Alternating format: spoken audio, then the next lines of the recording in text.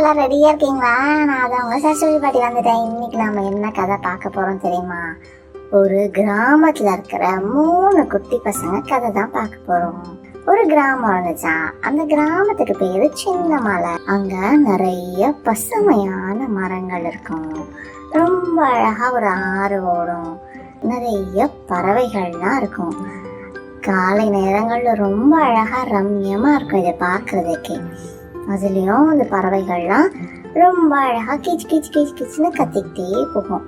எல்லா குழந்தைகளும் சாயந்தர நேரங்கள்ல ரொம்ப சந்தோஷமா விளையாடுவாங்க. அந்த கிராமத்துல ஒரு 3 நண்பர்கள் இருந்தாங்க. அவங்க 3 பேர்ல மணி ரொம்ப சுறுசுறுப்பானவன். குட்டிமா எப்பயுமே ஜோக்கெல்லாம் நிறைய சொல்லுவா. தைரா எப்பயுமே எல்லாரையுமே சிரிக்க வச்சுட்டே இருப்பா. ஆனா இவங்க 3 பேரும் எப்ப பார்த்தாலும் சண்டை போட்டுட்டே இருப்பாங்க. நான் தான் பெரியவ, நான் தான் சிறந்தவ, நான் தான் எல்லாம் நல்லா பண்றேன் அப்படின்னு எது பார்த்தாலும் சொல்லிட்டே இருப்பாங்க. இதனால என்ன அவங்க செஞ்சாலும் கடைசியில சண்டையில தான் போய் அது முடியும். அந்த மாதிரியான ஒரு சூழ்நிலையில அந்த கிராமத்துக்கு பக்கத்துல ஒரு பெரிய மரம் இருந்துச்சு.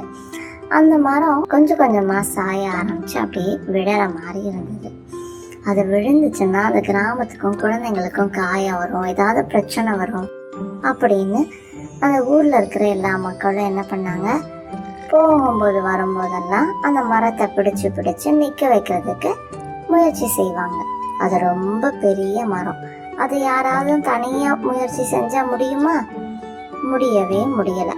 ஒவ்வொரு நாளும் தனித்தனியா ஒவ்வொருத்தரும் வந்து அதை வைக்க முயற்சி செஞ்சுட்டே இருப்பாங்க. ஆனா மரம் அசையவே இல்லை. அப்ப இந்த 3 குட்டி பசங்களும் தனித்தனியா வந்து இந்த மரத்தை நிமிர்த்த முயற்சி செஞ்சாங்க.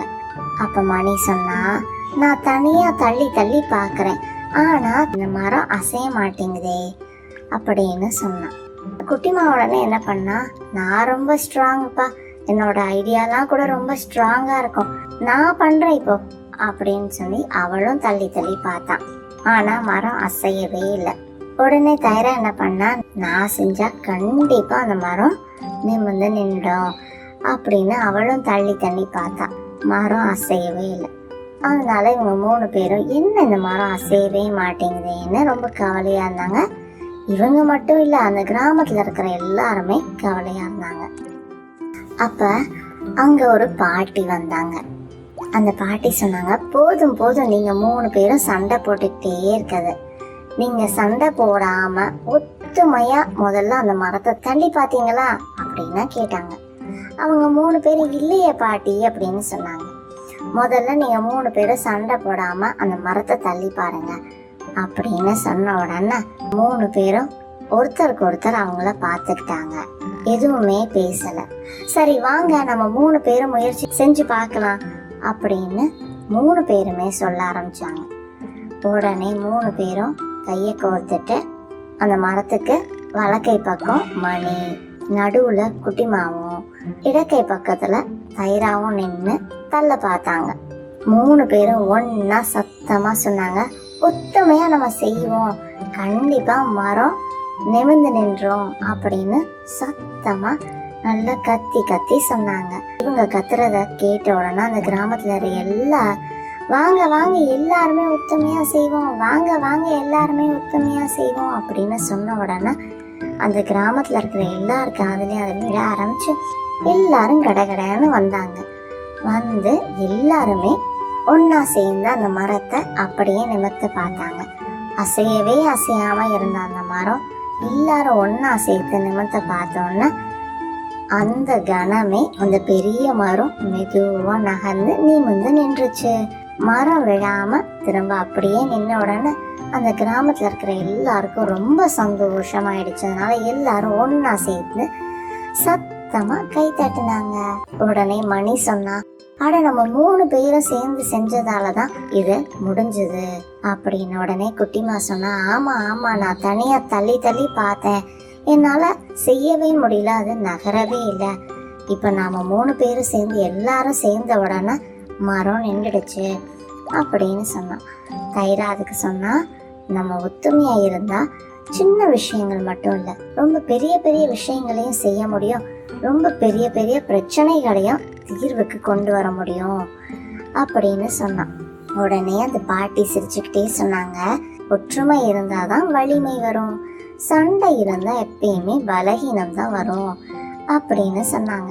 அந்த நாள்ல இருந்து மணி, குட்டிமா, தைரா 3 பேருமே சண்டையே போடாம எப்பயுமே ஒத்துமையா எல்லா வேலைகளையும் செஞ்சாங்க.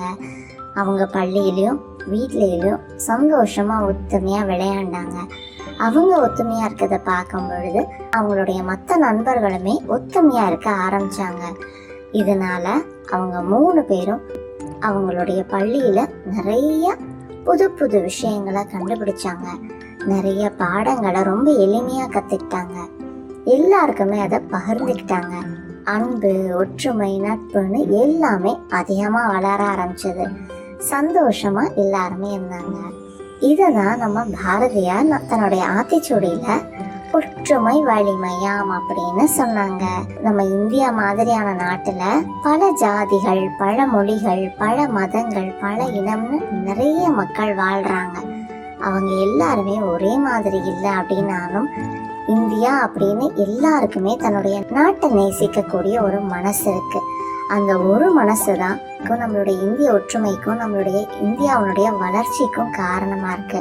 அதனால நாம எல்லாருமே எப்பயுமே ஒற்றுமையா இருந்து நம்மளோட வீட்டையும் நம்மளுடைய நாட்டையும் நேசிச்சு அதோடைய வளர்ச்சி பாதைக்கு கொண்டு போனோம். இந்த கதை உங்களுக்கு எல்லாம் பிடிச்சிருந்ததுன்னா உங்க நண்பர்களோட பகிர்ந்துக்கோங்க. இப்ப சீக்கிரம் போய் தூங்குங்க. டாடா, நான் போயிட்டு வரேன்.